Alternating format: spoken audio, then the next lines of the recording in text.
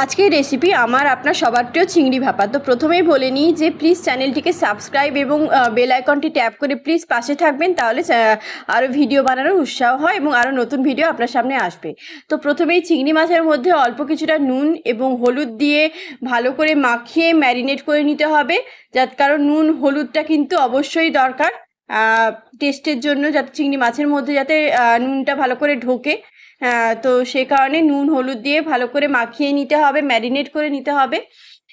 ভালো করে মাখিয়ে নেওয়ার পর এবার পেস্টটির জন্য যে দরকার যে মানে প্রিপারেশান আইটেমগুলি সেগুলোকে রেডি করে নিতে হবে।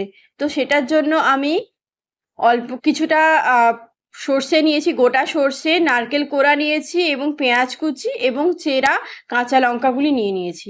এগুলিকে সব মিক্সি বলে নিয়ে এগুলোকে পেস্ট করে নেব, ঘন মিহি করে পেস্ট করে নিতে হবে। এই পেস্টটাই কিন্তু খুবই ইম্পর্টেন্ট। তো মিক্সি বলে নিয়ে এবার পুরোটাকে একসাথে পেস্ট করে নিয়েছি, একটা মিহি করে পেস্ট করে নিলাম। গোটা পেঁয়াজ আমি রাখিনি, কারণ অনেক সময় মুখে পড়ে, তো সেই কারণে আমি পুরো পেস্ট করে যাওয়া পেস্টটাকে আমি ইউজ করছি রান্নার জন্য। সম্পূর্ণভাবে সবটা নিয়ে পেস্ট করে নিয়েছি।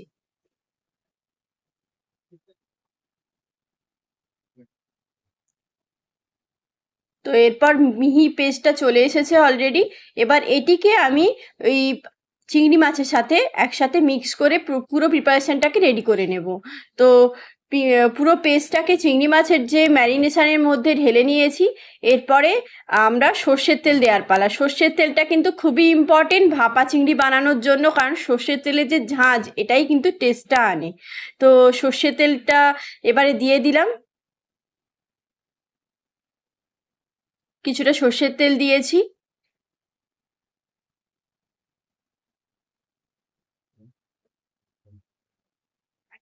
ভালো করে সর্ষের তেলটা দিয়ে চিংড়ি মাছটাকে ভালো করে মাখিয়ে নিতে হবে, পুরো পেস্টটা সমেত পুরো প্রিপারেশনটাকে খুব ভালো করে মাখিয়ে নিতে হবে, যাতে সর্ষের তেলের ঝাঁঝটাও কিন্তু ভালো করে আসে।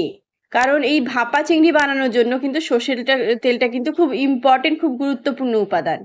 এবং অল্প একটু চিনি দিয়ে দিয়েছি, যাতে টেস্টটা ব্যালেন্স হয়, স্বাদটা যাতে ব্যালেন্স থাকে, নুন মিষ্টির টেস্টটা যাতে ব্যালেন্সড হয়ে থাকে, সে কারণে চিনি দেওয়া।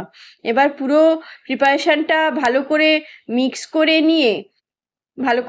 করে নিলাম, যাতে প্রপারলি এর যে কালারটা যাতে ভালোভাবে আসে, সেই কারণে। অলরেডি নুন হলুদ আগের থেকেই দেওয়া ছিল এবং তার সঙ্গে পুরো পেস্টটা এবং সর্ষের তেল দিয়ে ভালো করে প্রিপারেশানটা রেডি হয়ে গেছে অলরেডি। এইবার এটিকে একটি কৌটোর মধ্যে নেব।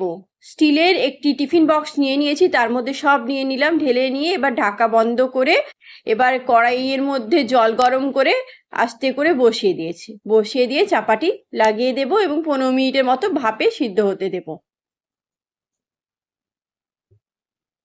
দেখুন ভাপে অলরেডি সেদ্ধ হয়ে গেছে। আমাদের চিংড়ি ভাপা কিন্তু অলরেডি তৈরি, কি রেডি তো খাওয়ার জন্য। তো এরকম ভিডিওর জন্য প্লিজ চ্যানেলটি